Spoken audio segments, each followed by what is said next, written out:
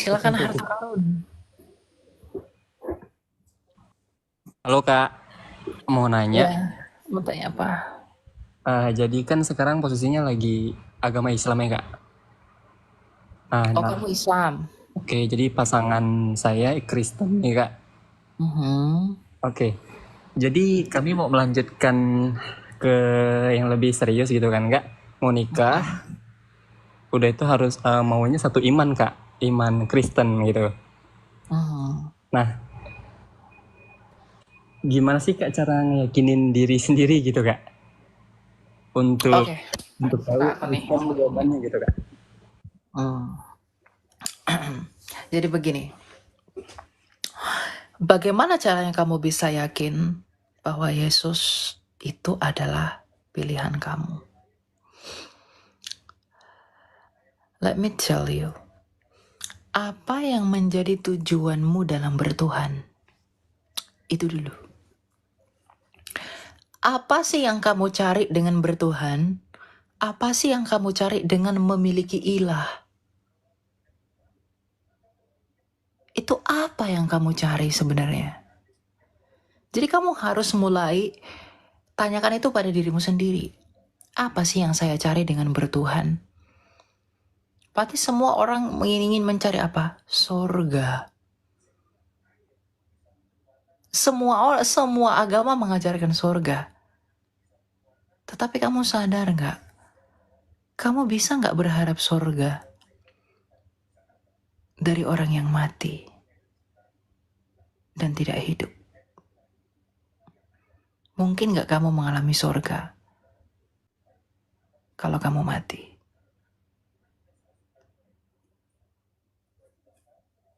Maka bagaimana mungkin kamu bisa mengalami sorga? Kamu harus digaransi hidup. Maka datanglah kepada Dia yang hidup. Untuk apa kamu peroleh sorga tapi kamu mati?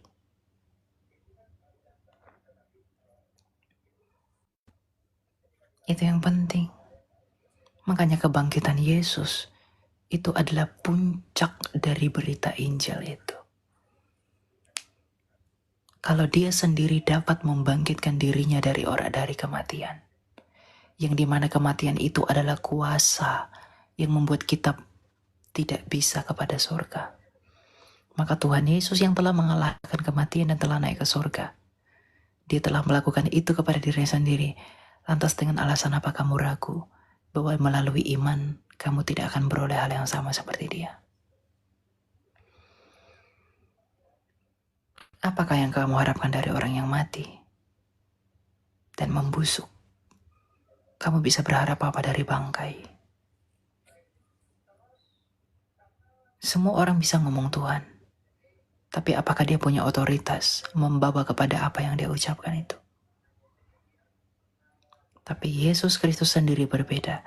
Dia telah berbicara apa hidup itu, dan dia membuktikan bahwa dialah hidup itu dengan bangkit dari maut. Sejak semula manusia dicipta untuk hidup, bukan untuk mati. Mati itu adalah karena dosa. Maka Tuhan Yesus datang ke dunia ini untuk mati, agar dia bisa mengalahkan kematian itu. Dia masuk kepada kematian, agar dia bisa memporak-porandakan kematian itu, dan keluar sebagai pemenang melalui kebangkitannya. Jadi apa yang kamu harapkan dengan bertuhan? Kalau hanya melakukan ritual saja, itu nggak berguna. Anggaplah semua agama itu sama. Anggaplah semua Tuhan itu sama. Tapi pertimbangkanlah klaim yang di mana yang lebih sesuai dengan nuranimu. Mungkinkah hal yang kamu anggap tabu di dunia ini akan kamu anggap baik di surga? Tidak. Kamu punya hati nurani. Pikirkan itu. Ya, kamu renungkanlah itu. Yesus itu bangkit tidak dilihat satu dua orang. Dia dilihat ratusan orang. Karena 40 hari dia menampakkan diri ke kota. Tidak ada yang menyangkali bahwa dia hidup kembali. Nothing. Dia telah hidup. Mungkinkah para rasul rela mati konyol demi dongeng? Kalau bukan karena mereka telah melihat betapa ajaibnya yang mati dan telah hidup kembali dan telah terangkat ke langit. Mungkinkah Rasul Paulus rela menjadi miskin? Mungkinkah Rasul Paulus rela menderita demi sesuatu yang tak berharga? Gak mungkin. Semua rasul itu gak ada yang matinya enak. Semuanya matinya mengenaskan. Coba pikir ke situ. Bagaimana mungkin mereka rela mati dengan cara yang demikian? Kalau bukan karena mereka telah melihat betapa ajaibnya yang mereka perjuangkan itu. Mereka tidak ragu. Sekalipun kami mati, kami tidak takut. Karena kami telah melihat Dia yang mati, tapi hidup kembali. Maka kalaupun kami mati karena Dia, kami akan hidup kembali seperti Dia. Seperti yang kami perjuangkan dan yang kami layani itu. Makanya bagi kami, hidup adalah Kristus dan mati adalah keuntungan. Bagi kami orang Kristen, kami tidak pernah takut mati. Karena kematian itu adalah keuntungan bagi kami. Kalau kamu masih takut mati, tidak ada kepastian dari apa yang kamu imani itu. I'm not trying to be righteous, tapi inilah kebenaran. Apakah dengan kebenaran ini aku menjadi musuhmu?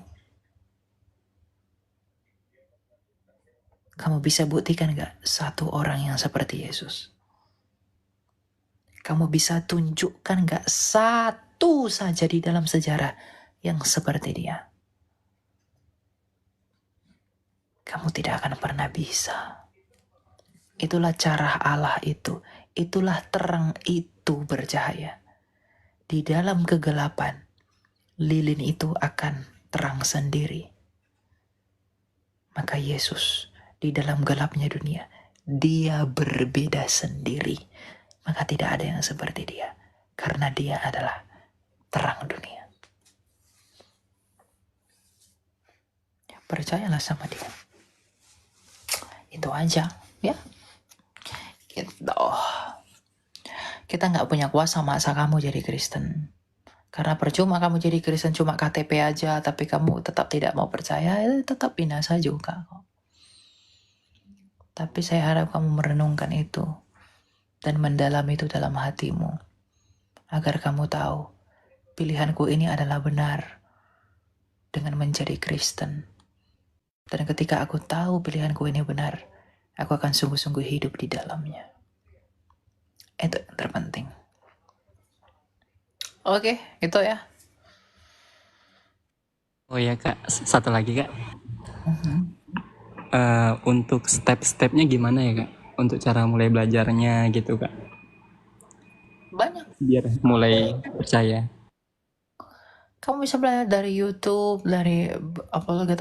Kamu bisa lihat konten-konten saya juga, atau lihat video-video TikTok saya yang saya upload di YouTube. Kamu bisa tonton itu. Kamu bisa tanya-tanya siapapun apologet untuk belajar. Tapi kamu juga perlu berhikmat. Gitu loh. Kalau pacarmu Kristen, tanya-tanya sama dia. Kalau kamu memang sungguh-sungguh terpanggil untuk menjadi pengikutnya dia, berbahagialah kamu. Dan itu kelihatan. Orang yang sungguh-sungguh terpanggil dan yang tidak. Orang yang sungguh-sungguh terpanggil, itu adalah orang yang sungguh-sungguh mau belajar. Kalau kamu masih malas-malasan belajar, saya pikir kamu tidak sedang terpanggil. Tapi harapan saya kamu sedang terpanggil, agar jiwamu tidak binasa, dan agar pacarmu tidak berduka. Di dalam roh. Mungkin secara daging kalian happy-happy, tapi di dalam roh, sebenarnya yang satu berduka terhadap yang lain. Jangan mau disesatkan oleh dunia ini. Gitu. Jadi kamu tanya, kalau kamu memang mau serius terus satu agama begitu ya, menjadi percaya Yesus, kalian bisa dibimbing kalau memang mau nikah, pranikah gitu kan, belajar ke pendeta gitu. Atau saya punya konten, kamu tonton itu tuh, karena saya kan khusus untuk menjawab tuduhan-tuduhan yang gak benar tentang iman Kristen. Kalau mau pengembalaan, silakan pergi ke gereja terdekat. Apa gereja yang dekat di sana, tanyakan ke mereka. Gitu. Agar kamu dibimbing, kamu dibina, kamu perlu di cover secara rohani. Biar kamu kuat. Karena iblis itu akan berusaha menarikmu keluar lagi. Iblis itu gak suka kamu menjadi milik Yesus. Maka kamu yang akan dianiaya. Karena dia tidak berhasil menganiaya Yesus di dalam salib dan di dalam kuburan lebih lama. Maka dia hanya bisa menganiaya kita. Maka ketika Tuhan Yesus menemui Paulus, apa kata Tuhan Yesus? Mengapa engkau menganiaya aku? Padahal bukan Tuhan Yesus yang dianiaya oleh Paulus, tapi umat yang percaya Yesus. Tapi kenapa Yesus berkata, mengapa engkau menganiaya aku? 2 Timotius 2 ayat 13. Ia tidak dapat menyangkal dirinya. Jadi silakan pergi ke gereja terdekat, minta bantuan agar kamu dibimbing. Di luar dari gereja secara administrasi kamu didukung, kalau kamu memang sungguh-sungguh, kamu ikuti pelajaran-pelajaran dari Romo kah, mau dari pendeta kah, dari apa gitu. Agar kamu punya pengetahuan dan bisa bertumbuh. Gitu ya. Dan yang paling penting itu katekisasi. Kamu tentukan dulu gereja pacar kamu itu apa? Dia gereja Katolik, Kak. Nah, ya kamu ke gereja Katolik lah. Kamu minta katekumen sama Romo. Nanti kamu minta, Pak atau Romo, saya mau jadi Kristen, saya mau belajar dulu gitu. Apalagi nggak muda tuh jadi Katolik gitu. Kamu katekumen dulu gitu. Jadi pergi ke gereja Katolik di mana pacarmu berjemaat di paroki mana gitu. Nah, nanti kamu dibimbing di sana. Oke, gitu ya. Tapi mantapkan hati dulu. Oke. Terima kasih ya, Kak. Selamat malam, Kak. Oke, malam. Ya. Iya, terima kasih.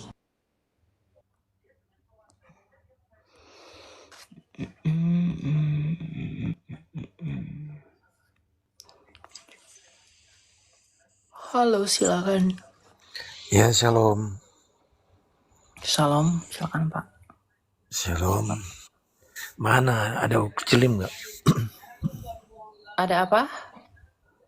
Yang RT 6 nggak ada ya? Nggak usah Pak, yang begitu. Mau tanya atau mau ngapain ke atas? Oh enggak, cuman kalau ada RT 6 kan kita sharing iman.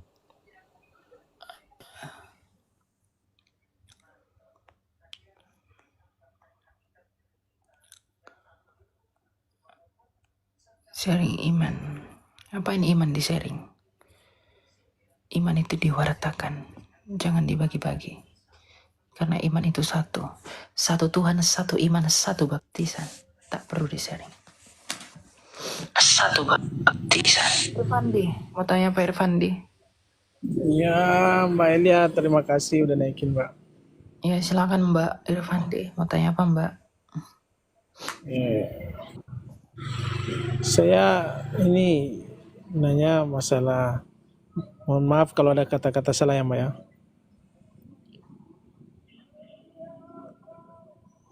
Ini masalah ketuhanan, Mbak. Ketuhanan apa Saya- gitu ya? Saya tanya masalah dua nama yang berbeda kan, Mbak? Nama apa? Yesus Tuhan. Yesus. Kemudian kita cerita masa dulu, Mbak. Ini yang saya bingungnya di sini, Pak. Saya kan pertama saya akan sampaikan, Mbak ya, saya ini awam, saya tidak tahu dari dua sisi agama. Saya tidak terlalu paham dengan Islam, tidak terlalu paham dengan Kristen. Tapi agama saya Islam. Mhm. Nah, yang saya pertanyakan di sini Mbak, ini Yesus di saat di zaman dia masih hidup, di kita kalau Islam kan begini Mbak, Islam cara ibadahnya ini yaitu sholat. Ini disampaikan oleh Nabi, utusan oleh Allah. Disampaikan kepada umat Muslim bahwa disampaikan bahwa mereka ini hamba. Bagaimana untuk mengesahkan, mentauhidkan Allah, yaitu dengan cara sholat yang ditunjukkan oleh Nabi. Pertanyaan saya, cara peribadatan orang Kristen yang beri petunjuk ini siapa Mbak?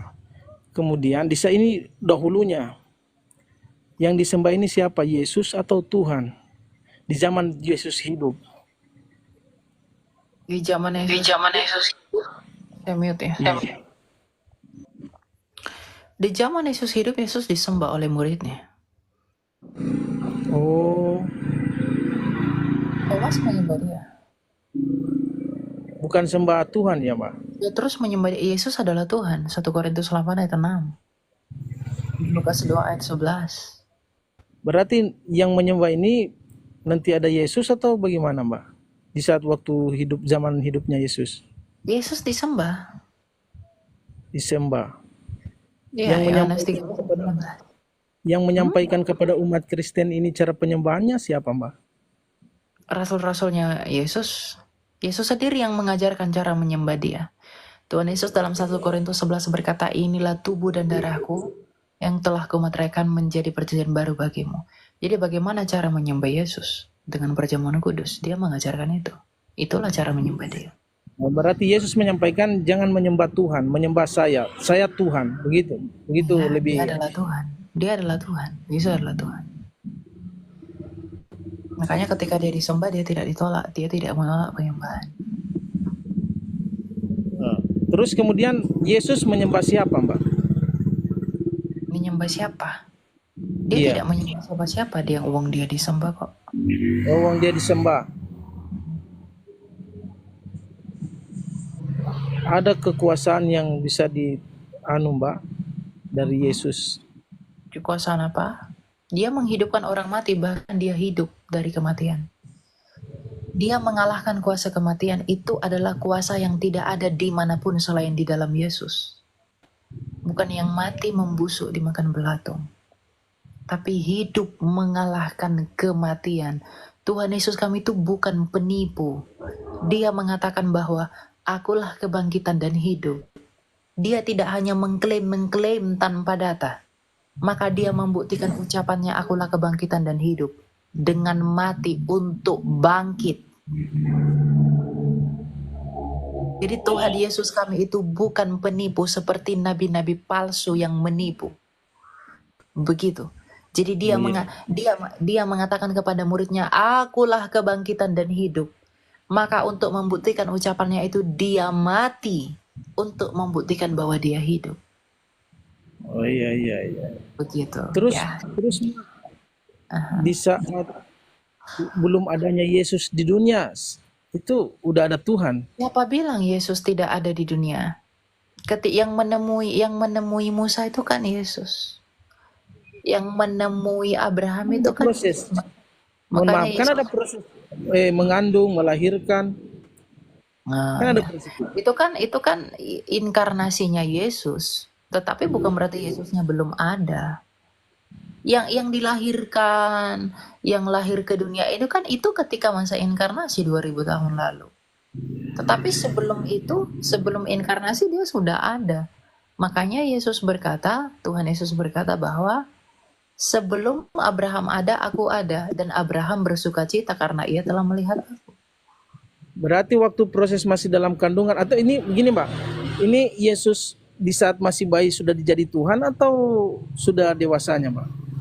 Dia jadi Tuhan sejak kekekalan. Makanya ketika dia lahir, malaikat berkata dalam Lukas 2 ayat 11, hari ini telah lahir bagimu Kristus Tuhan di kota Daud. Oh iya, berarti semasa Yesus dalam kandungan belum ada proses penyembahan kepada Tuhan Mbak ya? Ya disembah lah. Kan Yesus kan firman Allah. Enggak, maksudnya waktu masih dalam kandungan Yesus, kan Yesus yang menyampaikan. Sementara Yesus masih dalam proses Menyampaikan apa, Pak? Yang dikandung itu kan inkarnasi firman. inkarnasi firman. Berarti Yesus belum sudah ada memang sebelum dikandung itu. Di firman itu kan kekal di dalam Enggak, gini Mbak, Bapa. gini Mbak. Dari awal pertanyaan saya kan gini.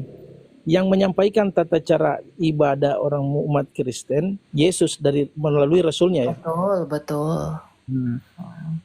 Yang disembah itu Tuhan, yaitu Yesus. betul. Hmm.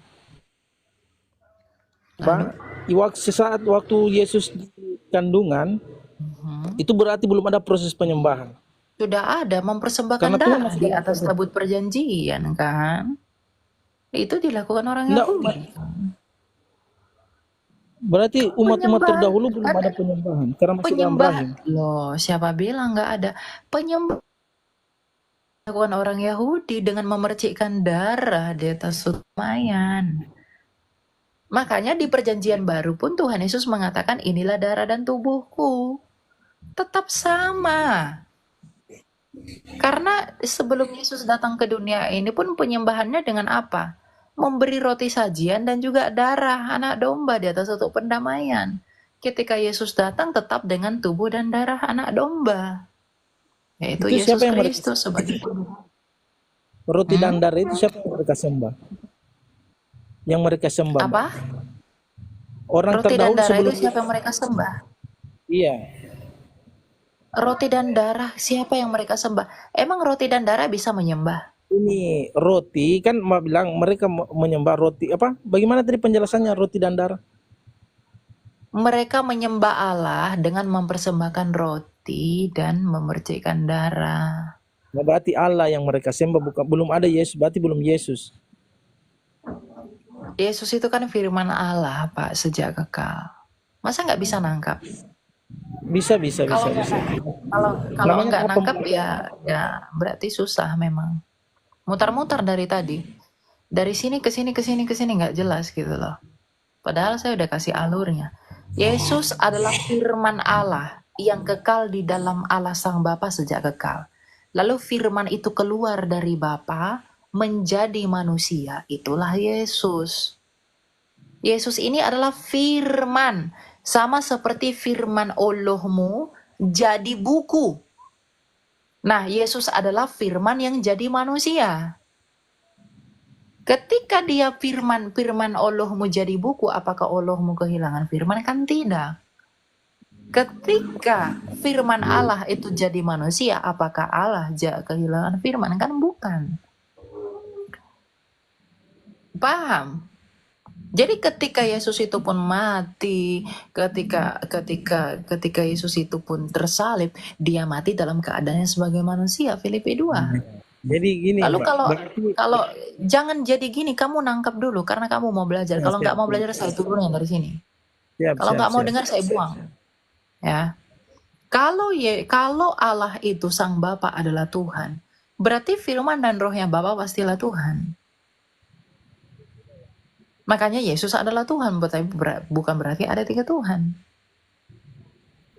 Jangan iya aja tapi nggak mau denger. Dari tadi saya Ya. sudah jelaskan. Sudah.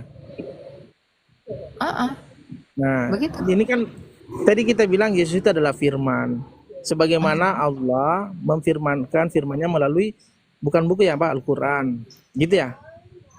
Nah, berarti firman ini sebatas firman, jangan disembah, mungkin begitu. Sama dengan kita Islam. Oh, berarti jadi firman Tuhanmu itu nggak perlu disembah begitu? Tidak, gini, kan diputus lagi, jangan dipotong. Allah mengutus Enggak, firman-Nya jangan katakan oke. Firman itu keluar dari Allahmu. Allahmu itu kan Tuhanmu. Berarti kata-kata Allahmu. Dengar dulu. Firman Allahmu itu kan Tuhanmu. Berarti kata-kata Allahmu itu bukan Tuhan dong. Bukan begitu, gini. Makanya kan tadi bilang Yesus itu adalah firman dari Allah. Dari Allah Sang Bapa. Betul. Iya. Berarti Yesus sebatas firman dia. Ya. Ya dia memang firman Allah, firmannya Ya, Bapa. firman Allah. Sama dengan Al-Qur'an, dia itu adalah kitab. Sama dengan Muhammad itu adalah utusan. tidak dipersembahkan. Saya tidak tanya nabimu, Pak. Itu jangan bawa-bawa nabimu Iya, ke sini. Itu saya nggak cuma ada ambil hubungan. contoh, kesimpulan contoh apa contohnya, Mbak. Jadi dia itu sebatas firman Al-Quran, itu firman-firman Allah yang melalui nur cahaya melalui Al-Quran. Kalau Yesus ini firman Allah yang jadi manusia, begitu ya, Mbak? Allahmu itu kekal nggak? Nah, tunggu dulu. Firman Yesus ini kan Mbak bilang tadi firman, berarti firman sebatas firman yang menyampaikan bagaimana kebesaran Allah, begitu mungkin. Ya memang betul, dia firman yang datang dari Bapa. Kata-katanya Bapa sendiri lah Yesus itu. Iya. Dalam Dari mana ketuhanannya, Mbak? Yesus kan sudah dikatakan tadi firman. Dari mana, kenapa disimpulkan dia jadi Tuhan? Sama dengan kami, Al-Quran tidak sampai hari ini kami tidak sempatkan bahwa Al-Quran itu adalah Tuhan. Tetap Al-Quran itu adalah kitab, adalah firman Allah. Sebagaimana Yesus antum bilang tadi, Mbak bilang tadi itu bahwa berarti firman Allahmu bukan Allahmu. Kata-katamu kamu atau bukan? Gimana? Kata-katamu kamu atau bukan? Saya? Firman, ya sudah, berarti firman Allah atau bukan? Kamu kan bilang kata-katamu adalah kamu. Lalu firman Allahmu Allah atau bukan? Coba ulang, Mbak. Saya jaringan di sini. Coba ulang kayak mananya jadi coba ulang. Kata-katamu kamu atau bukan? Kalau misalnya kamu menghina saya lapor polisi. Yang ditangkap itu kata-katamu atau kamu? Oh, saya, Mbak. Ya, karena kata-katamu adalah kamu kan?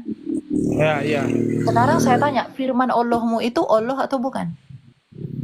Kata-kata Allahmu itu Allah atau bukan? Kalau saya tidak pernah menyatukan firman itu dengan Allah, Allah beda. Iya, enggak, saya enggak tanya itu. Saya tanya, firman Allahmu itu Allahmu atau bukan?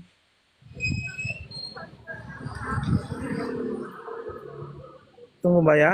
Tunggu Gengsi kali kau jawab itu. Turun aja kau. Kalau mau takiyah jangan sama saya, ya. Cari temanmu yang lain. Jawab itu pun kau nggak tahu. Sampai kiamat pun dunia ini kau akan bingung di situ.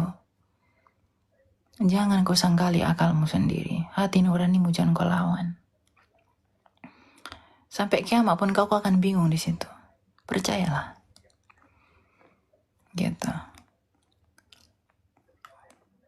Sampai bumi dibentuknya donat, kau nggak akan selesai dalam persoalan yang satu itu. Karena kamu mengatakan kata-kata Allahmu bukanlah Allahmu. Yesus adalah kata-katanya Allah, maka dia adalah Allah. Jelas. Kalau kamu beda-bedakan, terlalu gengsi mengakui. Ya. Itulah, kalau kurang literasi begitu. Itu banyak gaya.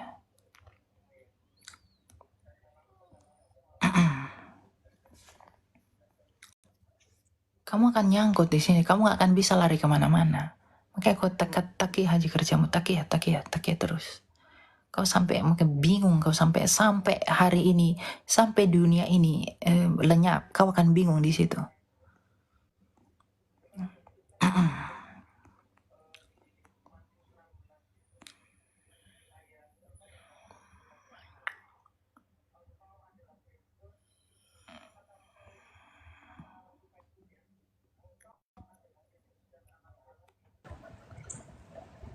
Silakan Axel, selamat malam.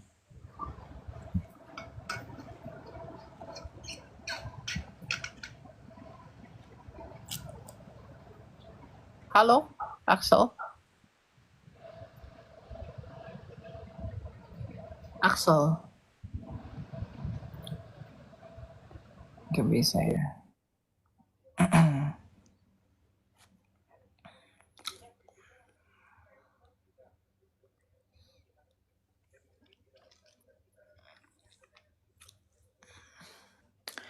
Maka yang tidak ada yang sesempurna iman Kristen tuh nggak ada. Kamu cari iman pun nggak ada.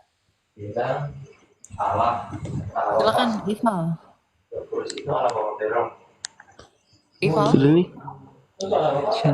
Shalom Kak. Salam, silakan brother, mau tanya apa? Shalom Kak, izin saya mau bertanya tentang menurut pandangan Kak tentang Tritunggal.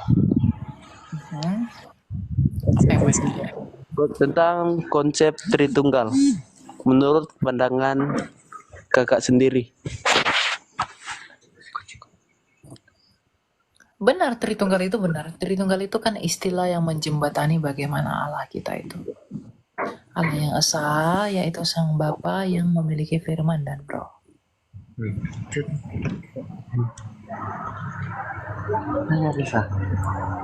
Ku? Itu ya. Oh, oh 5-3 ya. Terus bagaimana?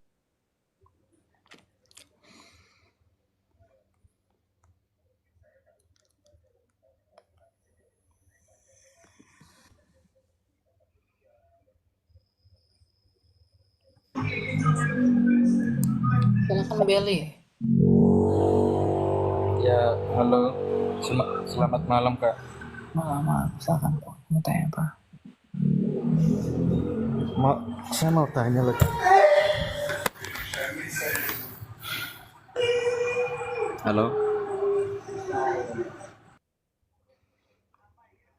Kalau lagi di pasar malam nanti aja Pak waktu pulang ya.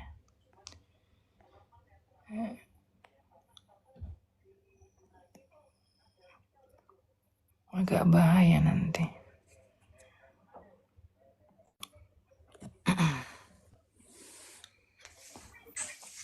Silakan Ansbert Du. Halo? Gak ada orang? Itulah. Kepencet Kak, kepencet. Enggak, sisa pagi tadi bising banget loh. Tolonglah jangan di itu dulu ya, yang ini dulu. Yang tertib gitu. Ya, jangan ada bising-bising. Silakan Rivaldo. Halo Rivaldo.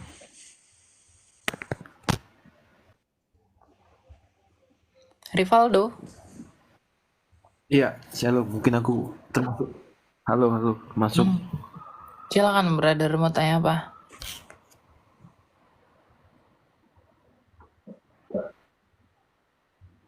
Sebelumnya mungkin aku termasuk orang beruntung ya, dari 80 orang yang request naik. Aku terpilih di antara 80 orang. Ini pertanyaan, bagaimana kami ini sebagai mungkin dibilang yang awam, tidak paham secara detail tentang kekristenan secara data, mungkin sejarah, mengcounter kayak yang selama ini yang ada. Kayak di atas nih ada nih debat si Bang Ardiansa, bagaimana tuh untuk mendebat pendapat orang kayak terhadap hal itu menurut Kak Elia. Rendahkan hatimu, belajarlah cari Tuhanmu. Carilah dahulu kerajaan Allah. Cuma itu jawabannya. Oke, kita lanjut ya. Silakan Didik. Jangan kau berharap cara instan mengetahui. Cara cepat, cara jitu itu nggak ada. Belajar. Ya, gitu, ada yang kamu korbankan, bayar harga. Saya bayar harga. Kamu juga harus bayar harga. Semua pelayan itu bayar harga. Gitu. Silakan Didik. Halo Didik, selamat malam. Ada nggak si Didik ini? Apa yang dididik? Oh, udah lari dia. Kadang bingung apa yang dididik ya.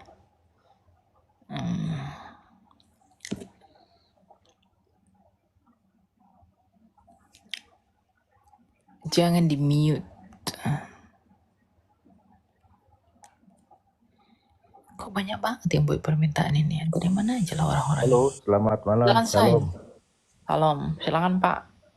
Mau nanya, Kak Elia, sampai sekarang apakah ada kaitannya Israel yang dari dulu sampai sekarang berperang ini, ada kaitannya karena mereka tidak percaya dengan Tuhan Yesus?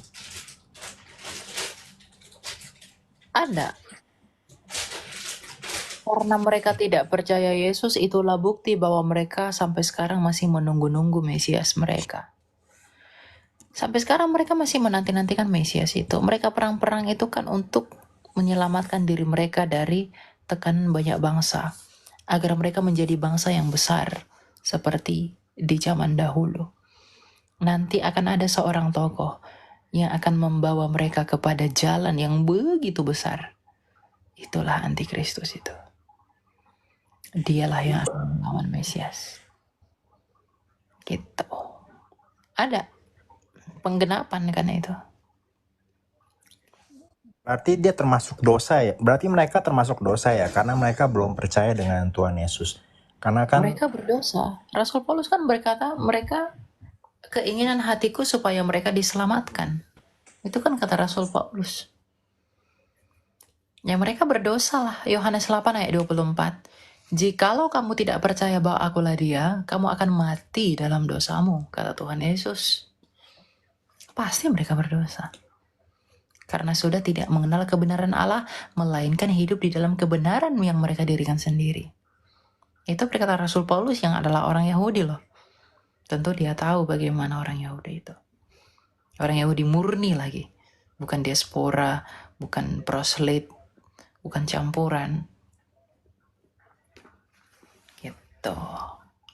berarti ada hubungannya ya, masih terus berlanjutnya ini perang ini dari zaman dari zaman Musa yang mana mereka nyembah berhala, terus yang kedua zaman Yosua mereka kawin campur, terus zaman hakim-hakim mereka menyembah berhala, terus zaman raja-raja sampai seterusnya sampai sekarang itu ada hubungannya ya. Makanya Allah itu murka terus menciptakan musuh-musuhnya itu muncul terus gitu untuk mencambuk mereka. Itu ada hubungannya ya, seperti yang tertulis di kitab Yesaya. Enggak. Jangan bilang begitu. Enggak ada Allah itu memberi mereka begitu. Mereka sendiri yang membuat mereka seperti itu, bukan Tuhan. Ya, karena mereka memang bebal. Tapi dalam kebebalan mereka belas kasih Tuhan juga masih jatuh atas mereka. Poinnya di situ. Terus Bagaimana?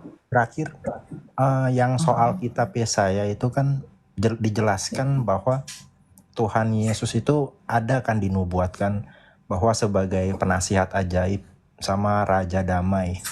Apakah itu ada kaitannya? Karena mereka tidak mempercayai Mesias, yang mana kan seharusnya kan pembawa damai, bukan pembawa perang. Nah, apakah sampai sekarang ini Yahudi itu masih menganggap bahwa Mesias itu adalah yang akan menyelamatkan mereka sebagai Raja Perang? Apakah seperti itu ya pengertiannya? Iya, yang kedamaian yang mereka mau itu kan kedamaian dunia ini. Bukan kedamaian Allah dengan manusia. Makanya Mesias yang mereka mau itu seperti Yudas Makabe yang memimpin perang untuk mengalahkan bangsa-bangsa lain musuh-musuhnya. Itu yang mereka akan anggap sebagai Mesias, seperti Daud yang keren melawan peperangan. Seperti itu Mesias yang mereka mau. Kalau Tuhan Yesus kan nggak membawa pedang, nggak mengangkat pedang. Dia tidak membawa peperangan. Tapi dia adalah pembawa damai antara Allah dan manusia. Gitu. Oke, terima kasih Kak, sudah cukup jelas. Oke, kita lanjut ya.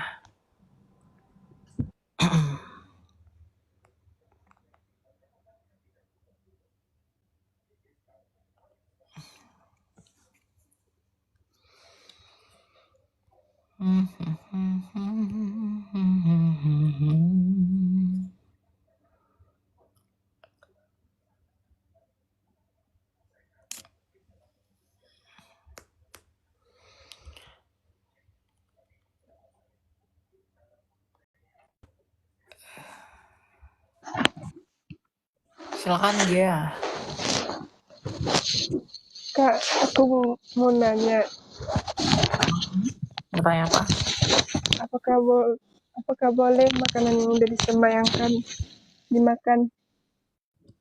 Jangan. Gak boleh, Kak. Gak usah.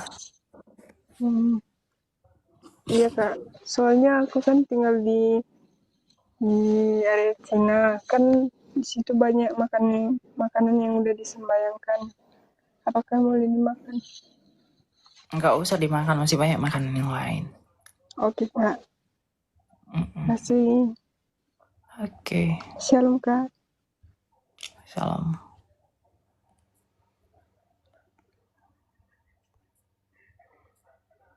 Masih banyak makanan yang lain kan.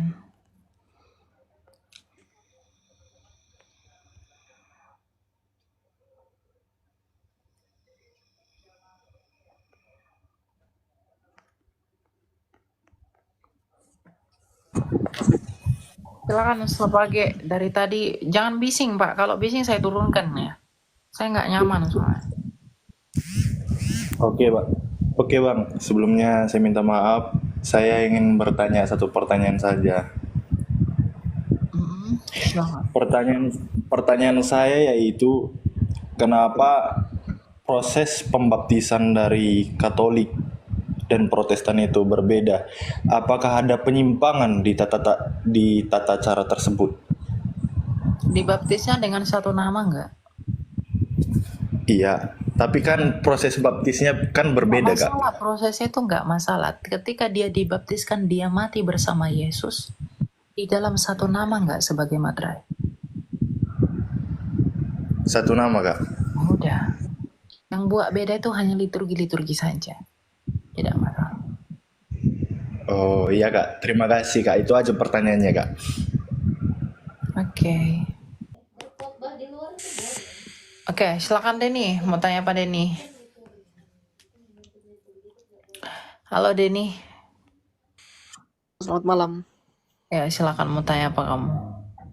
Oh iya Pak, mungkin kita sama-sama dalam kekristen Kak, banyak sebenarnya yang mau dipertanyakan ini. Karena kebetulan saya dari kemarin ngikutin kontennya Kakak, jadi mungkin apa yang selama ini saya pertanyakan mungkin Kakak bisa jawab ya. Iya, mau tanya apa? Kak, yang saya mau pertanyakan Kak, begini, yang banyak sekali pandangan yang mengatakan bahwa ketika kita melihat Kristus, apalagi orang-orang yang ada di luar, mereka mengatakan bahwa kenapa kalian menyembah Yesus Kristus? Bukankah Kristus itu dituhankan pada saat konsili? Nah, ini yang menurut saya tidak masuk akal sekali. Makanya banyak sekali orang-orang yang di luar sana mengatakan bahwa Yesus itu, kenapa kalian menyembah Yesus? Sedangkan Yesus itu dituhankan pada saat konsili. Karena pada saat itu kita mempertanyakan tentang ketuhanan dan kemanusiaannya Yesus itu sendiri, Kak. Itu saja, Kak. Pada waktu konsili itu ada di tahun berapa? Kak, konsili Nikea dan konsili apa lagi itu satu? Konsili Nikea itu tahun 325. Jadi di abad ketiga mau menuju abad keempat. Gitu. Sekarang Injil Lukas itu ditulis pada tahun berapa?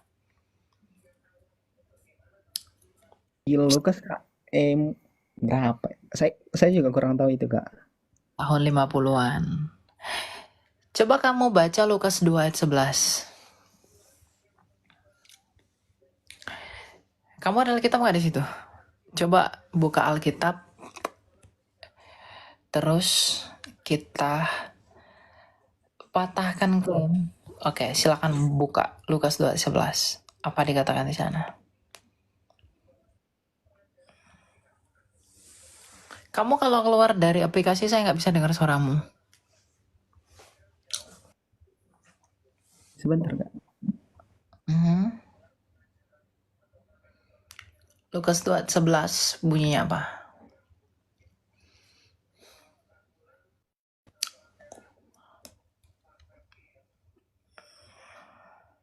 Enggak, ada Alkitab di sini.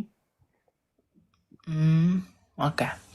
Di dalam Lukas 2:11 dikatakan hari ini telah lahir bagimu Kristus Tuhan di kota Daud. Thomas ketika melihat Yesus dia berkata, engkaulah Tuhan dan Allahku.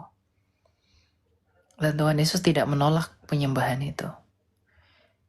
Jadi yang mengatakan bahwa Yesus itu dituhankan pada konsili Nisea itu benar atau enggak? Padahal ketika Injil itu ditulis dia sudah disebut sebagai Tuhan. Bahkan ketika Thomas itu melihat Yesus, dia mengatakan Yesus adalah Tuhan dan Allahnya dia. Jadi kalau mereka mengatakan Tuhanmu itu, Yesus itu dilantik jadi Tuhan, seperti perkataan Irene Handoko. Yesus itu dilantik pada Tuhan pada tahun 325 pada konsili Nicea. Di konsili itu bukan sedang membuat ketuhanan Yesus. Konsili itu sedang berperang antara golongan Athanasius dengan golongan bidat gereja Arius yang menolak keilahian Yesus. Maka golongan Athanasius yang mempertahankan ajaran Rasul yang mengatakan bahwa Yesus adalah Tuhan dan Allah itu menang melawan bidat Arius yang menolak keilahian Yesus. Maka bidat Arius diusir pergi. Gitu loh. Jadi itu bukan mencetuskan tetapi menegaskan apa yang diajarkan para rasul. Jadi kalau dikatakan Yesus dilantik jadi Tuhan itu tidak dilantik. Tetapi ditegaskan kembali apa yang diteruskan oleh bapak-bapak gereja dan para rasul. Karena ketika Injil itu ditulis pun, tadi seperti ayatnya Lukas 2 ayat 11, Yesus ketika lahir pun sudah disebut oleh malaikat sebagai Tuhan. Yesus Kristus, hari ini telah lahir bagimu Kristus Tuhan di kota Daud. Jadi kalau mereka mengatakan dilantik jadi Tuhan pada tahun 325, itu nggak benar. Gitu. Karena mereka kurang literasi, tidak membaca. Kalau seandainya mereka membaca, mereka tidak akan berbicara seperti itu. Gitu. Oke.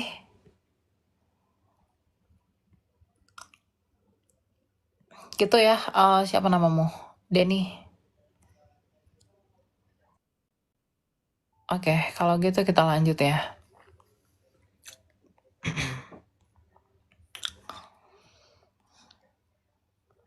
Gitu. Jadi nggak ada Yesus itu dilantik jadi Tuhan tahun 325. Dilantik jadi Tuhan. Selamat malam.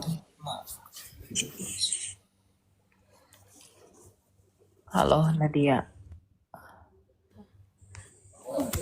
Halo. Halo. Satu-satu dulu, Nadia dulu. Silakan Nadia. Ya. Ini pertanyaannya agak ini sih, agak random, tapi pengen tahu dari Elia gimana. Kenapa ya? Kalau menurut kamu, alasannya Tuhan nyiptain manusia itu apa? Kalau tujuannya, kalau ada kemungkinan kita masuk neraka. Tujuan Tuhan mencipta manusia adalah menghantarkan kasihnya. Enggak, maksudnya gini Kak.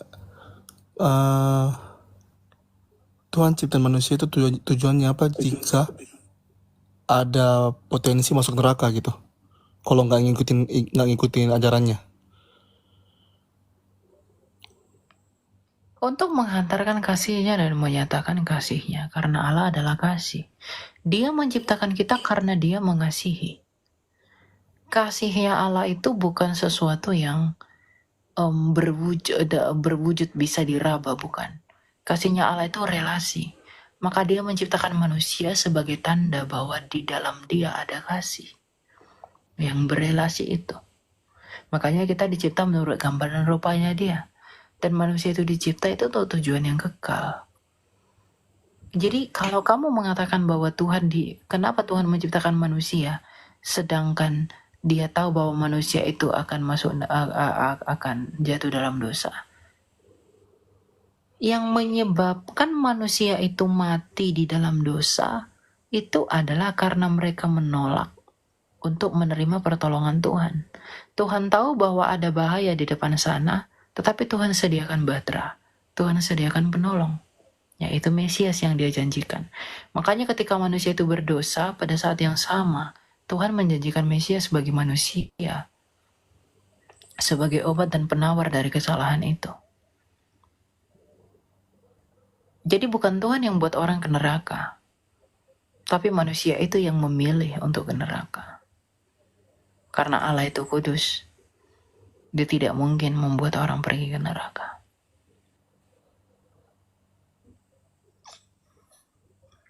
Gitu. Makanya dalam Yohanes 3 ayat 16, kenapa Kristus Yesus itu diberikan bagi dunia? Karena kasihnya. Kalau dia memulihkan dunia karena kasihnya, berarti dia mencipta dunia ini juga karena kasihnya. Dan dia juga menutup dunia ini juga dengan kasihnya. Karena Allah itu kasih. Orang masuk neraka, orang-orang akan binasa, itu bukan menjadi bukti bahwa Allah itu tidak mengasihi. Tetapi itu menjadi bukti bahwa manusialah yang tidak mengasihi dia dengan menolak pertolongannya. Enggak sih, soalnya kan kayak pernah mikir aja. Kita kan ini manusia. Manusia kan nggak bisa lepas dari dosa nih. Kita bisa buat salah kapan aja. Kita bisa bikin dosa kapan aja. Pernah sempat mikir, kan sebelum gua lahir nih, kan aman-aman aja nih. Gua nggak tahu neraka, gua nggak tahu surga, gua nggak tahu dosa, gua nggak tahu semuanya. Kenapa? Kan gua nggak minta dilahirin juga. Kenapa pas gua dilahir? Yang pengen kamu dilahirkan Tuhan atau orang tuamu? Yang pengen kamu ada itu Tuhan atau orang tuamu? Orang tua atas izin Tuhan. Berarti kamu ada karena keinginan Tuhan atau karena keinginan orang tuamu? Keinginan orang tua, tapi atas izin Tuhan. Lalu kenapa kamu menyalahkan Tuhan? Nggak menyalahkan Tuhan, cuman kayak berpikir aja kenapa kayak kita dibuat ada, tapi kita punya peluang untuk dimasukkan neraka gitu loh. Kenapa kamu dibuat ada tapi punya peluang masuk neraka? Kamu ada kan bukan karena Tuhan yang paksa kamu ada. Emang Tuhan itu membuat manusia Adam dan Hawa itu sejak semula ada itu untuk berdosa? Apakah dia menempatkan kejahatan itu sedemikian rupa sehingga mereka menjadi berdosa? Kan tidak. Dan manusia pun tidak pernah dicipta seperti robot. Saya tidak tahu apa-apa nih, lalu saya dilahirkan. Yang pengen kamu dilahirkan itu kan orang tuamu. Harusnya orang tuamu yang bertanggung jawab mengenai bagaimananya kamu. Dan hal yang harus kamu tuntut pertama kali adalah orang tuamu. Atau bahkan lebih jauh adalah nenek moyangmu, Adam dan Hawa. Apakah Tuhan menempatkan mereka di tempat yang buruk? Tidak. Tapi kenapa mereka bisa menyeleweng? Karena mereka tidak mengasihi Allah. Tuhan menciptakan manusia menurut kasih-Nya, tetapi manusia tidak mau mengasihi Dia kembali. Ketiadaan kasih itulah yang membuat mereka akhirnya jatuh ke dalam dosa. Ketiadaan kasih manusia itulah yang membuat mereka akhirnya jatuh ke dalam dosa dengan memberontak dan tidak taat kepada Allah. Tapi bukannya Tuhan tahu ya, sebelum Tuhan, ini kan Tuhan kan maha tahu nih. Tuhan tahu, tapi apakah pengetahuan Tuhan itu menjadi dasar penentuannya? Apakah pengetahuan Tuhan menjadi dasar penetapannya?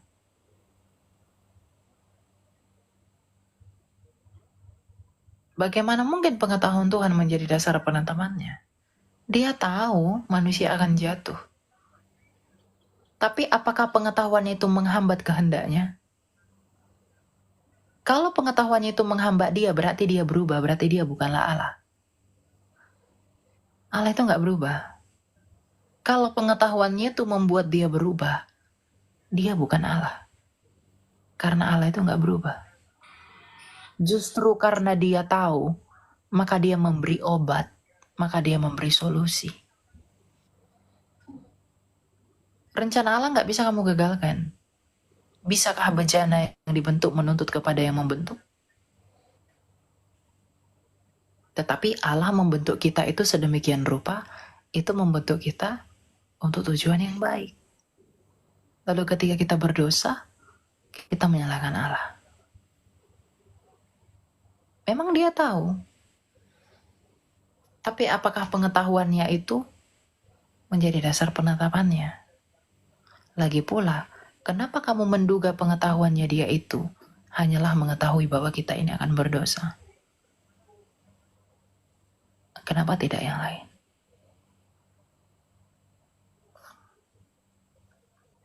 Dia tahu segala sesuatu. Tapi bukan pengetahuannya itu yang jadi dasar penetapannya. Makanya Allah satu-satunya Allah di dunia ini, satu-satunya Allah di semesta ini yang yang seperti Allah di kekristenan, itu tidak ada. Karena Allah di kekristenan itu tahu bahwa manusia itu akan jatuh dalam dosa. Maka di dalam pengetahuannya itu dia menyediakan solusi dan obatnya. Dia tahu bahwa manusia itu akan mati, maka dia menyediakan penolong. Maka dia menyediakan Mesias, yaitu Yesus Kristus. Yang lain, Tuhan tahu. Tapi apa yang mereka sediakan? Mereka hanya mengutus nabi-nabi yang bahkan mati dan tidak bangkit kembali. Kematian yang tertimpa kepada manusia itu digantikan oleh kematian Kristus yang datang dari Allah. Agar setiap orang yang percaya kepadanya tidak binasa, melainkan beroleh hidup yang kekal. Artinya di dalam pemulihan melalui Yesus Kristus, tujuan Allah yang sejak semula menciptakan manusia untuk tujuan yang kekal, itu dipulihkan dan dikembalikan di dalam Kristus. Jadi di manakah ketidakadilan Allah dalam hal ini? Mungkinkah kamu menuntut Allah tidak adil di dalam kebodohan kita? Bukankah kita yang bodoh menolak tangan Allah? Jadi kamu tidak ada alasan mengatakan bahwa Allah itu tidak adil. Lalu mengapa kamu tidak punya alasan? Kenapa? Karena kamu tahu kamu berdosa dan kamu tahu bahwa kamu sudah diberi obat, yaitu Yesus Kristus. Maka ketika kamu tahu dan sadar bahwa kamu berdosa, maka datanglah kepada Kristus itu yang adalah obat dan solusi dari masalahmu itu. Dia tidak hanya tahu ada masalah tapi tidak menyediakan solusi. Dia tahu ada masalah, tetapi di dalam pengetahuannya itu dia menyediakan penawarnya. Seharusnya kamu tidak bertanya seperti itu. Justru seharusnya kamu bersyukur. Saya bersyukur bahwa saya tahu saya berdosa. Saya bersyukur Tuhan tahu bahwa saya akan berdosa, tapi dia menyediakan penolong bagi saya. Kenapa tidak berpikir begitu daripada selalu menuntut Allah? Kenapa engkau memandang Allah sebagai lawannya bukan sebagai temannya? Terus gimana Kak yang orang yang sama sekali nggak pernah dengar soal Yesus? Mereka akan dihakimi menurut hati nurani mereka. Kristus akan menelanjangi apa yang ada tersembunyi dan yang tidak tersembunyi dalam hati mereka. Roma 2 ayat 11 dan 16. Akan dikatakan bahwa oleh hati nurani mereka yang ada di dalam hati mereka itulah mereka akan dibenarkan, dan oleh karena itu mereka akan dipersalahkan. Hati nurani mereka itulah akan menentukan mereka itu siapa. Itu untuk membuktikan bahwa hukum itu Tuhan tanamkan ke dalam hati setiap orang. Disitulah keadilan Allah. Tapi bukannya ini ya, hati nurani itu kan asal apa ya? Berasal dari pengajaran apa yang kita dapatkan dari kehidupan orang-orang sekitar kita. Ya, Karena saya pernah lihat bahkan ada satu daerah itu, satu pulau itu yang mungkin bukan di Indonesia, mungkin di luar ya, yang dia membunuh itu dia nggak anggap bersalah membunuh. Ya, kalau hati nuraninya mengatakan membunuh itu tidak bersalah, dan ketika dia membunuh, maka Kristus akan membenarkan dia dan tidak menyalahkan dia. Kalau memang itu tuntutan hati nuraninya, ya itu Tuhan tidak akan mempersalahkan dia. Tapi kalau dia melanggar hati nuraninya, dia akan dipersalahkan. Dia akan dihakimi. Esensinya di situ. Kalau bagi dia membunuh itu tidak salah, menurut hati nuraninya ya, bukan kebohongannya ya, karena dia belum pernah mendengar hukum. Ya dia akan dihakimi menurut hati nuraninya itu.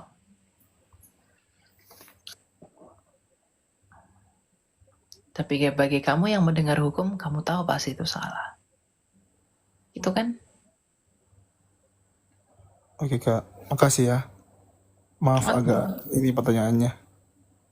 Nggak apa-apa, itu pertanyaan bagus. Cuma kita harus memandang Allah itu lebih luas.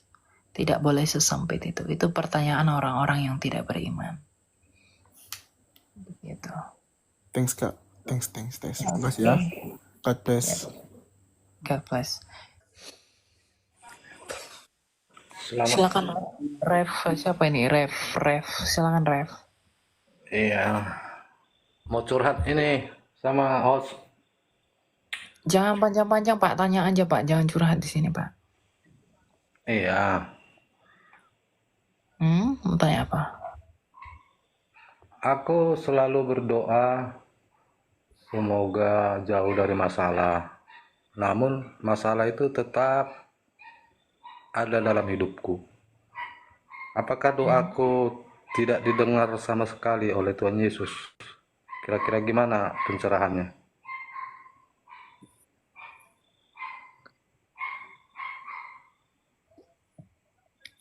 Sejak semula, manusia ketika berdosa adalah tempatnya mengeluh. Jadi kalau Bapa berdoa bahwa Anda harus lepas dari masalah, Anda sedang bermimpi selama Anda masih di dunia ini. Yesus aja yang punya semesta, ketika dia datang ke dunia ini, dia memiliki banyak masalah dari orang-orang sekitarnya. Lalu siapakah kita orang berdosa ini mengharap kita tidak punya masalah, sedangkan masalah, penderitaan, dan segala macam itu adalah upahnya dosa.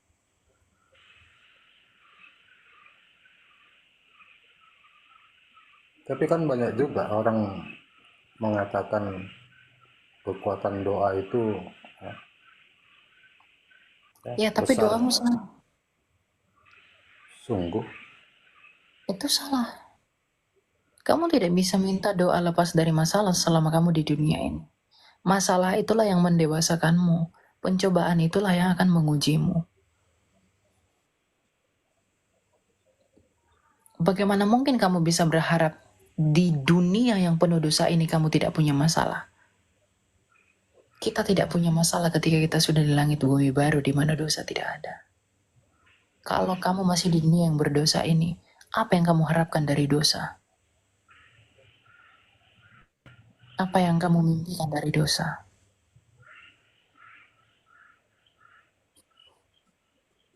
Jadi kalau begitu bentuk pengampunan itu kira-kira gimana gambarannya? Bentuk pengampunan itu di dalam Yesus, merendahkan diri setiap hari, mengakui kita orang berdosa, dan meminta belas kasihnya Tuhan. 1 Yohanes 1:9. Ia adalah setia dan adil kalau kita mau mengaku dosa kita ke hadapannya. Kita akan disucikan.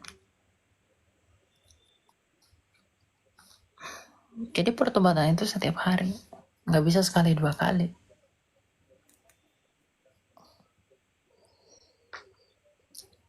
Gitu ya. Iya, dalam setiap malam seperti malam begini lah kan. Ya kadang kita selalu berseru nama Yesus. Bantu aku Tuhan. Bantu aku Tuhan cari. Sebenarnya lebih kepada kesadaran aja sih Pak. Bayangkanlah para rasul yang dekat dengan Yesus. Mereka mati-matian demi Yesus. Rasul Paulus menginjili Yesus luar biasa. Tapi bagaimana akhir hidup mereka semua? Mengenaskan kan? Dapat masalah nggak mereka? Masalahnya banyak kan? Lalu kita ini siapa yang nggak berbuat apa-apa bagi Tuhan, lalu kita mengharapkan kita lepas dari masalah? Jangan jadi orang Kristen yang tidak tahu terima kasih.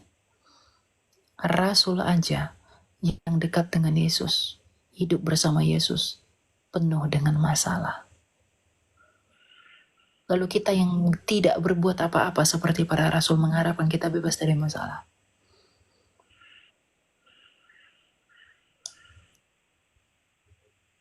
Apa yang sudah kita lakukan? Ada saran, host? Saran apa Pak? Ya kira-kira mungkin saran yang bisa kita terima lah. Untuk Sarannya hanya satu, rendahkanlah dirimu. Mau kamu punya masalah, mau kamu nggak punya masalah, Tuhan mengizinkan masalah dalam hidup kita itu untuk mendewasakan dan menguji kita. Kita itu siapa? Apakah kita tahan uji atau enggak? Justru kalau kita mendapat masalah, kita harus berbahagia. Karena di dalam masalah itulah iman kita diuji dan dimurnikan. Apakah kita masih tetap punya pengharapan atau tidak di dalam iman? Karena iman adalah sumber pengharapan. Dasar dari pengharapan itu adalah iman. Jadi justru ketika kita punya masalah, kita harus berbahagia di dalam Yesus. Itulah alat dan instrumen yang diizinkan oleh Allah untuk menguji apakah kita murni atau tidak. Bukankah besi dapat mengatakan aku mendapat masalah ketika api membakar dia? Tapi di dalam pembakaran itulah dia dimurnikan menjadi lebih murni.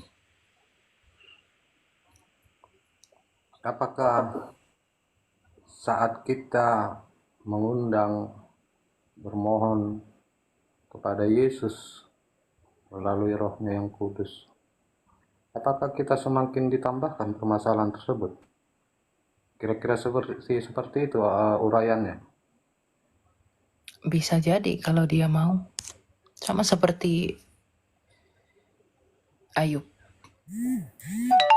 Begitu banyak Tuhan izinkan masalah terjadi dalam hidupnya untuk Ya, menguji.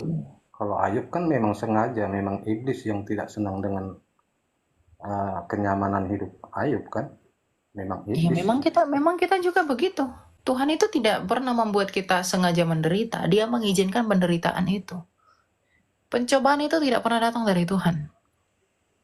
Tapi di dalam pencobaan itulah kita diuji. Berarti itulah doa Bapa kami itu. Iya. Jangan membawa kami ke dalam pencobaan. Betul.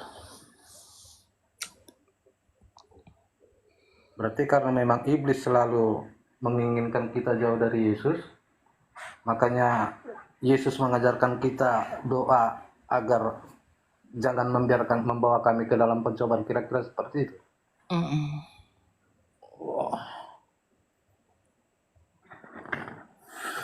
Gitu ya Pak ya, kita lanjut ya. Ada banyak yang mau tanya.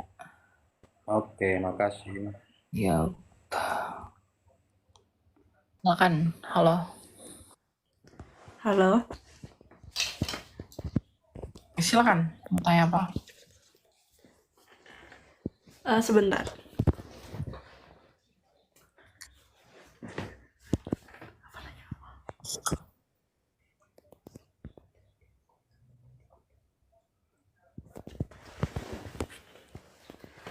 Halo. Ya, halo, silakan. Mau tanya apa?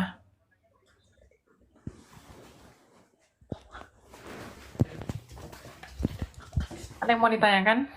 Ada. Ya, apa itu?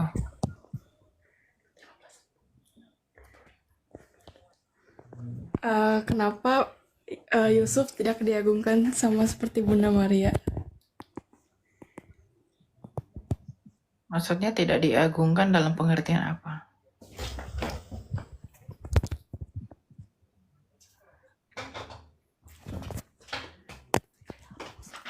Tidak diagungkan dalam pengertian apa?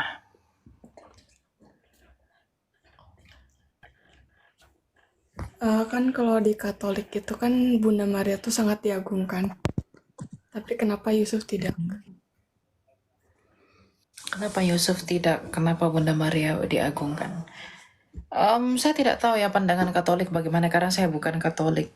Tapi menurut saya, kenapa Bunda Maria begitu dihormati? Karena Bunda Maria adalah tabut perjanjian baru itu, yang mengandung Sang Mesias itu, yang mengandung manusia Allah, Yesus Kristus. Di dalam dialah Allah itu berinkarnasi. Di dalam rahim Bunda Maria itulah Allah itu berinkarnasi. Jadi dia begitu dihormati karena dia memang begitu terpilih dari banyaknya wanita. Kemudian dia begitu mendapat besar kasih karunia Allah. Oke Kak, makasih.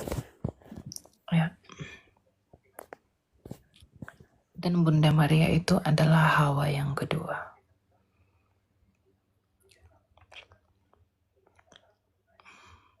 Karena dialah perempuan yang menggenapi janji Allah kepada Adam dan Hawa.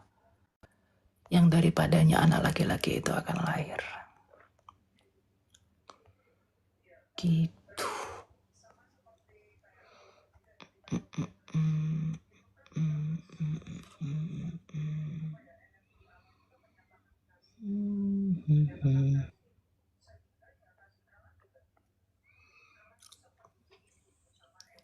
Silakan panggil.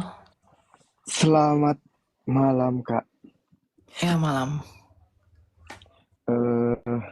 Ada pertanyaan, cuma kan udah lama sih sebelumnya ikut katekisasi selama 3 bulan. Cuma nggak dilanjutin gitu, karena ada satu pertanyaan yang kayak nggak ada jawaban gitu, Kak.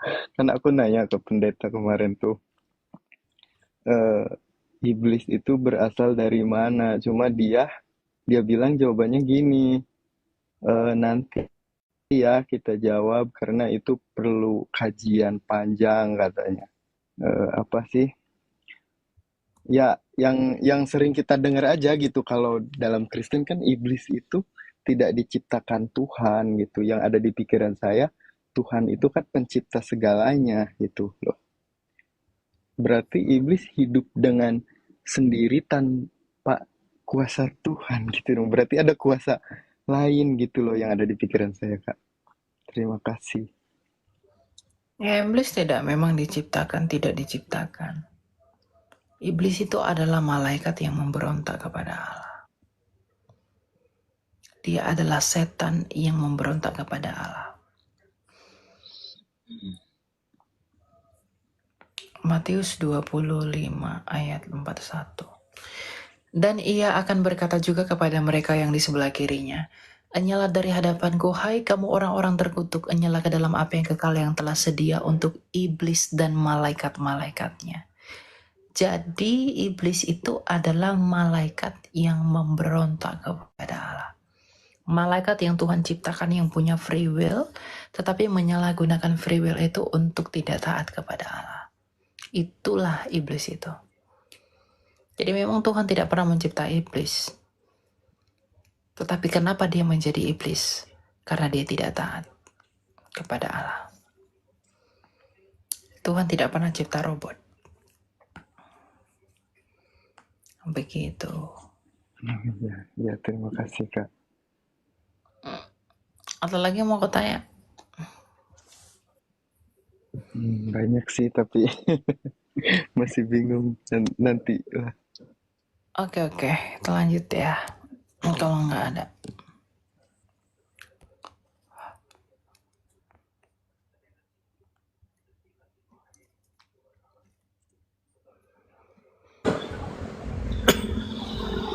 Shalom, Kak. Ya, shalom. Silakan, Pak. Boleh sedikit bertanya, Kak? Ya, silakan.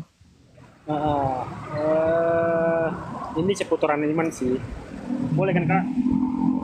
Ya, silakan, Pak. Bagaimana seorang kekristenan ya setelah mualaf ya dan dia masih percaya bahwa Kristus itu adalah sebagai juru selamat dia dan berbalik hati lagi ke kekristenan, itu apakah masih layak dibilang hidup dalam Kristus atau bagaimana? Berarti orang yang sudah meninggalkan Yesus itu Ya, Pak. betul. Jadi orang yang meninggalkan Yesus, orang yang percaya, yang tadinya percaya Yesus lalu meninggalkan Yesus lalu masuk lagi gitu ya, Pak? Benar begitu?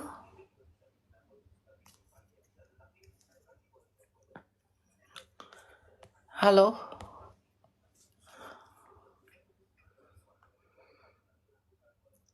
Halo, Kak. Benar nggak begitu yang tadi? Betul sekali, Kak, betul sekali. Ya, apakah mereka masih bisa diterima dalam kekristenan? Masih. Betul. Ya, harus dibaptis lagi. Berarti masih layak hidup dalam Kristus ya, Kak ya? Ya, masih bisa diterima ya. Tapi harus dibaptis lagi ya. Iya, betul sekali, Kak, betul sekali. Oke. Ini saya bercerita dulu, Kak. Boleh kan bercerita sama Enggak Kak? usah, Pak. Kita mau cepat. Hah? Nanti aja. Pokoknya iya, itu iya, solusi. boleh. Ya, gitu ya. Boleh. Nggak apa-apa, Kak. Turunkan aja kalau ini. Oke. Nggak apa-apa. Yo. Ada banyak yang ngantri di bawah. Pokoknya begitu ya. Kalau ada yang sudah murtad dari Kristen, terus masuk lagi, baptis lagi. Karena dia sudah menyangkali.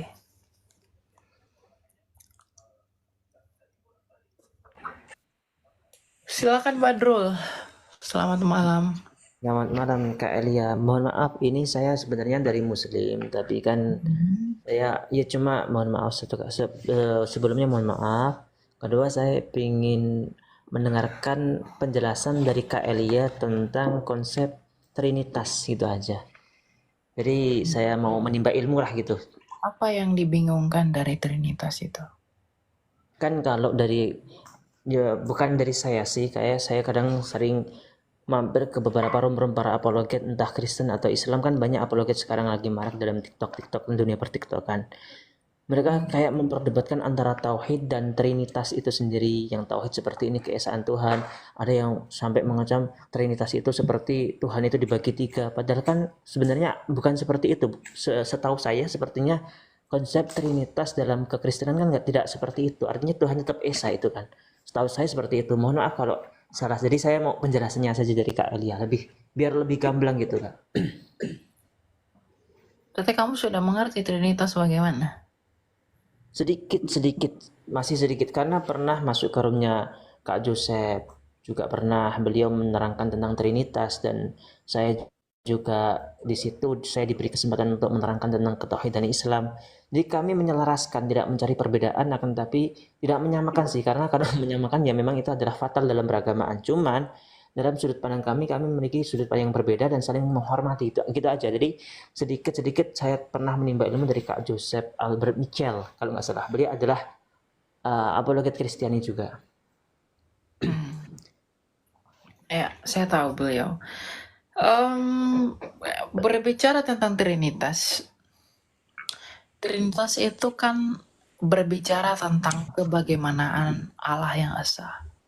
Dalam iman kami orang Kristen, mulai dari perjanjian lama sampai perjanjian baru, Allah itu tetap dinyatakan konsisten bahwa Allah itu esa.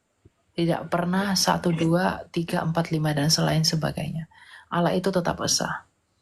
Tetapi bagaimana dia yang esa itu dijembatani melalui istilah Trinitas. Jadi Allah yang esa itu seperti apakah Allah yang esa itu dijelaskan melalui Trinitas. Nah, dalam iman kami 1 Korintus 6 dikatakan, bagi kami hanya ada satu Allah saja, yaitu Bapa. Kenapa disebut Bapa? Karena dialah sang sumber segala sesuatu. Nah, di dalam diri sang Bapa ini, dia memiliki firman, yang oleh firman itu segala sesuatu dijadikan olehnya, Yohanes 1 ayat 3. Di mana sang Bapa melakukan kehendaknya melalui firman-Nya. Lalu selain memiliki firman, dia juga memiliki roh, yang oleh roh itu dia menghidupi segala sesuatu. Ayub 33 ayat 4.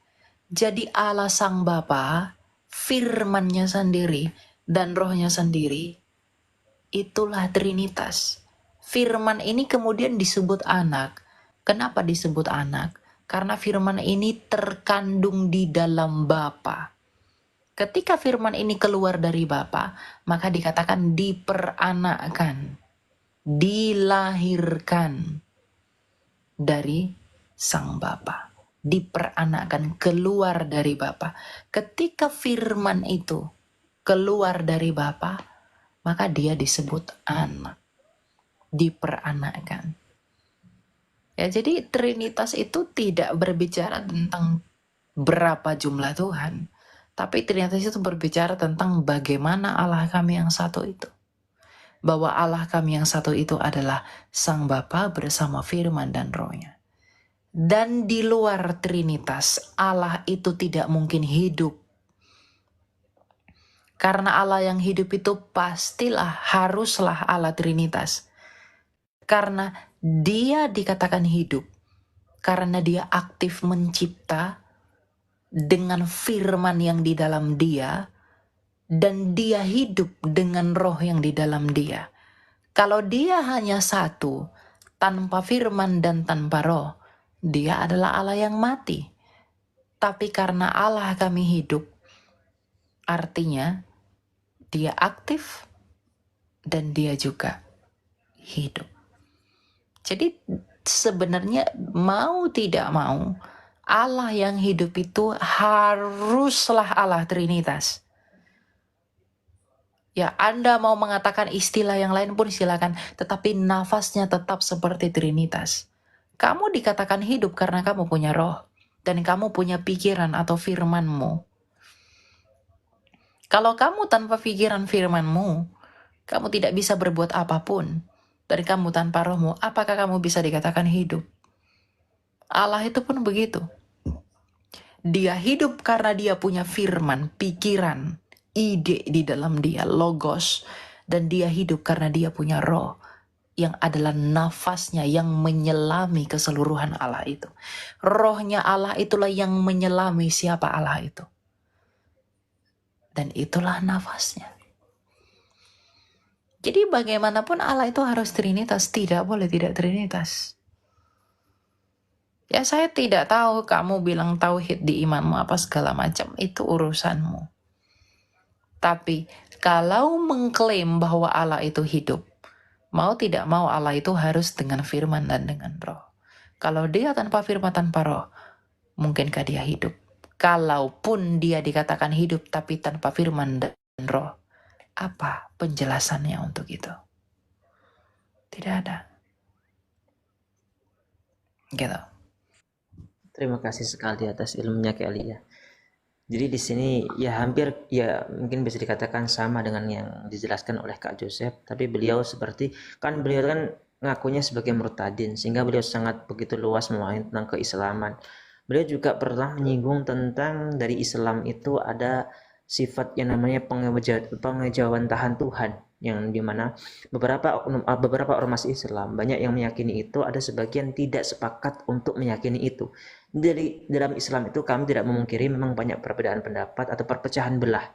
Bahkan dalam konsep ketuhanan pun di dalam ranah kami pun ada yang mengakui adanya Nur Muhammad. Nur Muhammad itu adalah tajalli Nur Allah atau cahaya Tuhan, yang mana pengejawantahan Tuhan itu mau wujud sebagai eksistensinya, yaitu Nur Muhammad itu sendiri, yang nantinya akan melahirkan seluruh cakrawala semesta alam seperti ini. Dan disitulah konsep bagaimana Tuhan tidak menjelma juga tidak menjadi, akan tapi Tuhan itu tajalli. Bahasa Islam itu ada tajalli. Tajalli itu seperti menampakkan secara visualisasi, tapi itu bukan bentuk ketuhanan. Dan itu Kak Joseph seperti memiripkan. Jadi saya seperti, oh apa ya seperti itu ya ternyata. Terus saya menerangkan tentang konsep pengejawantahan Tuhan, akan tapi memang dalam Islam konsep-konsep seperti ini dalam ranah seperti ini tidak dikaji dalam hal umum Kak Alia. Jadi di sini kalau dalam kamus-kamus para Islam kami ada taraf seperti syariat, tarekat, hakikat, ma'rifat seperti itu kan. Kalau dalam tatanan syariat ini atau orang awam kalau dikajikan seperti ini, pernah dulu ada beberapa ulama Nusantara yang dulu pernah mengkaji ini di depan forum umum. Sehingga banyak sekali beberapa murid yang belum mampu untuk memahaminya, sehingga mereka malah mengakui bahwa dirinya adalah Tuhan, padahal bukan. Antara pengejawantahan Tuhan dengan zatiyah Tuhan sendiri itu berbeda. Dia seolah-olah mengaku bahwa dia adalah firman Tuhan dan dia adalah Tuhan. Ini adalah kesalahpahaman, sehingga berangkat dari beberapa hal-hal seperti itu banyak orang-orang yang belum mampu untuk memahami itu, bahkan sudah terburu-buru untuk menginginkan pengetahuan seperti itu, sehingga ulama-ulama akhir zaman ini banyak sekali yang menyembunyikan atau bahkan mengkhususkan beberapa orang saja yang mampu untuk mempelajari hal seperti itu dalam Islam.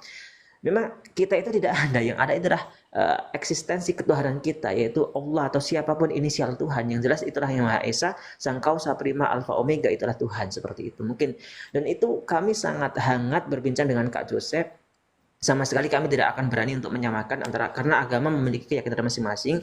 Cuma kami seperti saling menghargai arahnya. Kak Joseph juga suka dengan, katanya suka dengan sudut pandang cara saya dalam pengertian Tuhan. Artinya katanya beliau mencari Islam yang kebanyakan Islam itu kolot-kolot yang kayak gini. Terus kalau saya pribadi mungkin ada beberapa teman-teman Islam juga yang nggak suka dengan saya karena katanya kok nggak dilawan sih perdebatannya. Terus saya di sini, saya bukan pendebat, saya di sini mau diskusi aja, mau dengan kebaikan, tidak akan mencari kekurangan atau kesalahan orang lain.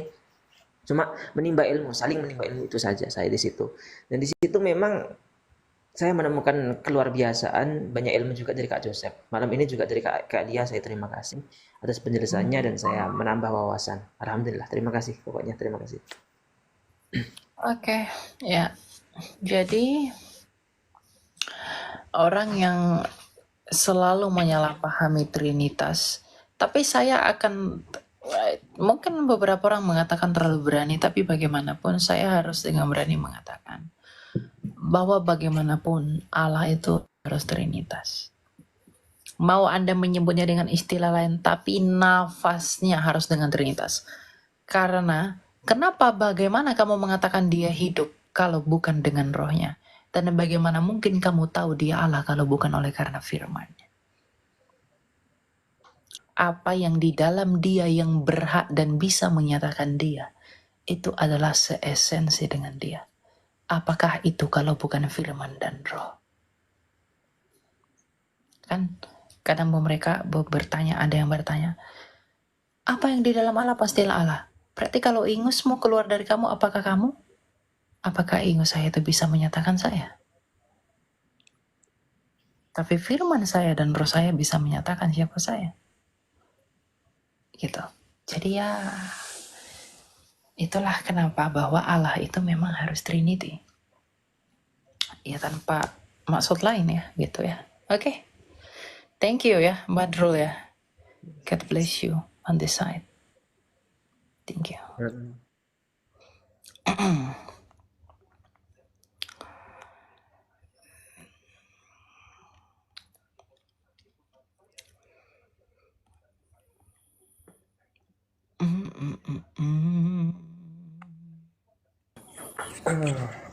Halo Bang Ilya.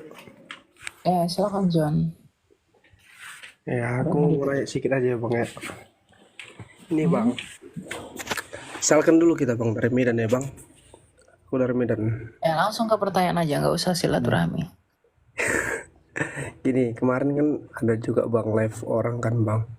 Dia nanya, kan manusia itu ada roh gitu kan Bang. Iya. Nah, apakah semua hewan itu juga punya roh gitu? Itu mau aku tanya Bang. Tidak, hewan tidak punya roh. Nah, berarti betul itu kemarin ada juga kan Bang. Pas pendetanya orang Nias juga Bang. Itu jawabnya juga begitu. Berarti memang tidak punya roh ya Bang ya? Enggak ada lah roh hewan. Ya, oke. Itu yang dipertanyakan umat itu agama sebelah Bang gitu. Apakah kan dibilangnya gini Bang. Kan manusia juga punya roh. Apakah hewan tidak punya roh gitu? Dipertanyakan dia gitu Bang. Cuma di merekanya hewan itu punya roh. Oh, Tapi ya berarti oke Bang. Berarti jawabannya sudah jelas ya Bang ya. Berarti cuma Nah, manusia yang punya roh Bang. Oke, hanya makasih Bang Ilya. ya, emang ketika hewan diciptakan emang Tuhan menghembuskan nafasnya ke hewan itu kan enggak.